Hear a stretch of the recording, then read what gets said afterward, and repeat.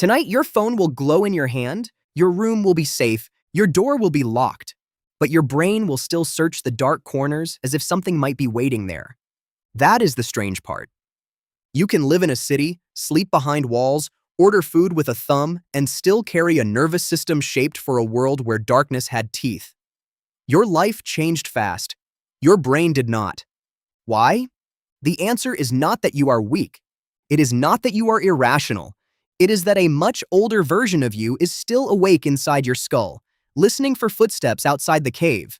For most of human history, night was not just the absence of light. Night was a different planet. The sun dropped, color vanished, distance disappeared, and the world became a place of sounds without sources. A branch cracked, grass moved, something breathed. Your ancestors could not check a window, turn on a porch light, or glance at a security camera. They had only attention. And attention had to be biased. If your ancestor heard a rustle and assumed it was nothing, but it was a leopard, that mistake ended the story. If your ancestor heard a rustle and assumed it was a leopard, but it was only wind, that mistake cost a little stress. Natural selection does not reward calm accuracy. It rewards the mistake that keeps you alive. So your brain became a prediction machine with a survival setting. It learned to overdetect danger. It learned to see agency where there might be none. It learned to treat uncertainty as a threat until proven otherwise. And now, thousands of generations later, you still feel that setting turn on when a hallway is dark, when a stranger looks at you too long, when a notification arrives with no context, or when your boss sends a message that only says, "Can you talk?" Your cave changed shape. Your alarm system stayed old. Neuroscientist Joseph LeDoux spent decades studying fear, especially the amygdala, a small almond-shaped structure deep in the brain. The amygdala is not a tiny fear button, but it is deeply involved in detecting emotionally important things, especially possible threats. One of LeDoux's key ideas is that your brain can react to danger before your conscious mind fully understands what is happening. That matters, because your body can move before your story catches up. You jump before you know why. You tense before you have proof. You feel watched before you see anyone. Your conscious mind likes evidence, but your threat system likes speed. It would rather be embarrassed than dead. That is why a coat hanging on a chair can become a person in the corner for half a second. That is why a shadow at the edge of your vision can become movement. That is why a harmless sound at night can feel like a message from something hidden. Your brain is not seeing the world as it is. It is seeing the world as it might become. What if that shape is a predator? What if that silence means someone is angry? What if that empty expression means rejection? The cave brain is always asking the next dangerous question. Long before language, law, money, clocks, traffic lights, or office meetings, survival depended on noticing patterns quickly. A face could mean friend or enemy. A sound could mean prey or predator. A sudden absence of birdsong could mean something large was moving nearby. The humans who missed those patterns did not leave as many descendants as the humans who noticed too much. So your mind inherited a world full of invisible possibilities. This is sometimes connected to what psychologists call agency detection, the tendency to sense intention behind events. In plain English, your brain would rather imagine someone caused a noise than assume the noise was meaningless. Cognitive scientist Justin Barrett described this as a hyperactive agency detection device, a mental habit that makes humans quick to suspect agents, minds, and intentions behind uncertain events. In the ancient world, that habit made sense. A moving bush might be wind, or it might be an animal, or it might be a rival human. The safest first guess was not the calmest guess. It was the one that prepared your body to run, freeze, fight, or watch harder. That is why your imagination is not separate from survival. It is one of survival's tools. But there is a cost. The same system that once kept your ancestors alive can make modern life feel haunted by meanings. A delayed text becomes a rejection. A laugh across the room becomes a judgment. A quiet night becomes a threat. A neutral face becomes a verdict. Your brain is filling in the dark. Not because it wants truth first, because it wants safety first. Have you ever replayed a conversation and found danger in every sentence? That is your cave brain with social information. For early humans, other people were not just company, they were survival. A group meant protection, shared food, help with children, and knowledge about the landscape. Being pushed out of the group could be as dangerous as being injured. Social rejection was not just painful, it could become fatal. So your brain became extremely sensitive to status, belonging, exclusion, and approval. A raised eyebrow matters, a pause matters, a change in tone matters. Your modern mind may call this overthinking, but the older system underneath treats social uncertainty like weather changing on the horizon. Something might be coming. Better track it. Psychologist John Cacioppo, a major researcher on loneliness, showed how deeply social connection affects the body and mind. Loneliness is not simply sadness about being alone. It can change how you scan the world. When you feel socially unsafe, your brain may become more alert to threats, more suspicious of others, and more likely to interpret neutral signals negatively.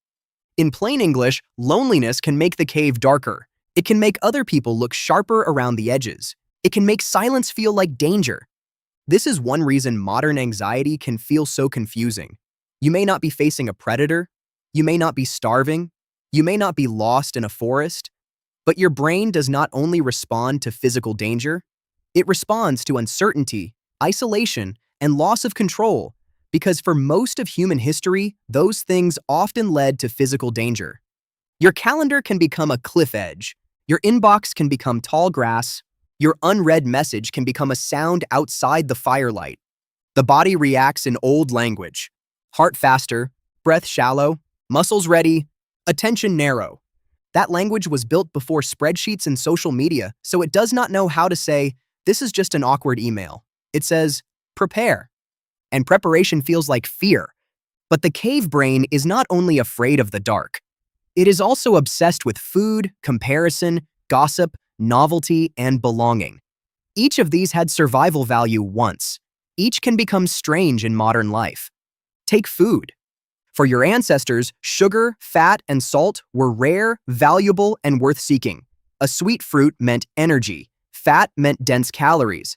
Salt helped the body function. The humans who felt motivated by these things had an advantage in a world where food was seasonal, uncertain, and sometimes days away. Now those signals live inside supermarkets, drive-through windows, and glowing delivery apps. Your brain sees abundance through scarcity software. It does not easily understand that the sweet thing is no longer rare. It only knows that the ancient rule says energy is good, more is safer, and a full stomach is a victory against tomorrow. Modern food companies do not need to invent desire from nothing. They press buttons your ancestors carved into you. Is that weakness, or is it biology meeting a world it was never designed to handle? Evolutionary psychologists LeDoux Cosmides and John Cacioppo argued that the mind contains many specialized systems shaped by ancestral problems. In simple terms, your brain is not one smooth machine built for happiness. It is more like a collection of survival tools built for recurring challenges: finding food, avoiding danger, choosing allies, detecting cheaters, caring for children, and reading social signals. Those tools can be brilliant. They can also be outdated. A smoke alarm is useful when there is fire. But if it screams every time you make toast, the problem is not that alarms are useless. The problem is sensitivity. Your cave brain is a smoke alarm installed in a world full of toasters. That is why modern comfort does not always create modern calm. You can have shelter and still feel unsafe. You can have food and still crave more. You can have followers and still feel alone. You can have information and still feel uncertain. The ancient brain does not measure life the way your conscious mind does. It does not ask whether you have technically survived another day. It asks whether danger might be hidden, whether food might disappear, whether the group might turn away, whether the unknown might become costly. This is where the twist appears. Your brain is not behind the times because evolution failed. It is behind the times because evolution succeeded in a different world. For hundreds of thousands of years, caution was useful. Hunger was useful. Suspicion was useful. Social pain was useful. Fear of darkness was useful. The problem is not that these systems are broken. The problem is that they are powerful, ancient, and now surrounded by triggers that never existed before. Your ancestors feared being watched by predators. You fear being watched by people online. Your ancestors tracked status inside small bands. You track status against millions of strangers. Your ancestors worried about food running out. You worry while standing in a kitchen full of food. The shape changed. The feeling stayed. And perhaps the most powerful modern cave is the one you carry in your attention. A cave is not just stone walls, it is a limited circle of light. Everything inside feels real. Everything outside becomes imagination. Your attention does the same thing. Whatever enters the little circle becomes your world. A bad comment can fill the cave, a headline can fill the cave, a memory can fill the cave, an imagined future can fill the cave. Your nervous system does not always care whether the threat is happening right now, remembered from yesterday, or predicted for tomorrow.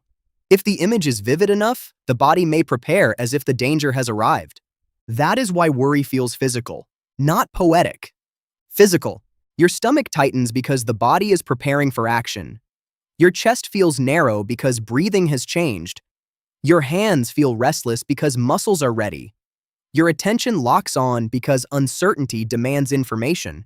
The body is trying to help, but it is using ancient instructions. What can you do with that? You cannot delete the cave brain, and you should not want to. It gives you intuition, pattern recognition, quick reactions, hunger for connection, sensitivity to meaning, and the ability to care what happens next. The same old system that scares you also protects you. It notices the car drifting into your lane. It reads pain in a friend's face. It keeps you from touching the hot pan. It helps you sense when something is wrong before you can explain it. The goal is not to silence it. The goal is to understand its language. When your brain says danger, you can ask what kind. Is this physical danger, social uncertainty, old memory, imagined future, or simple discomfort wearing a mask? When your body reacts, you can remember that a reaction is not always a revelation. A racing heart is information, but it is not a prophecy. This is the modern skill your ancestors did not need in the same way. You can notice the alarm and examine the room. You can feel the shadow and check the chair. You can read the message and wait before building a story around it. You can feel rejected and still ask whether the evidence is real. You can want the sweet thing and still understand the ancient hunger beneath the modern craving. That pause is powerful. It is not denial. It is translation. Your old brain speaks in urgency, images, sensations, and assumptions. Your newer mind can speak in context, evidence, time, and choice. Between those two voices, there is a narrow space where modern freedom begins. The cave brain says, something is wrong. The modern mind can answer, maybe, let me look. That does not make fear vanish, but it changes your relationship with it. Fear becomes less like a command and more like an ancient messenger, arriving breathless from a world of predators, hunger, darkness, and exile. Sometimes the messenger is right. Sometimes it has mistaken a coat for a stranger, a silence for rejection, a deadline for a cliff, a glowing screen for the entire tribe judging your place in the world. You do not have to hate the messenger, you just have to stop making it king. Because tonight, your phone will glow in your hand, your room will be safe, your door will be locked. And if your brain still searches the dark corners, it is not because danger is there. It is because somewhere deep inside you, a much older human is still trying to keep you alive.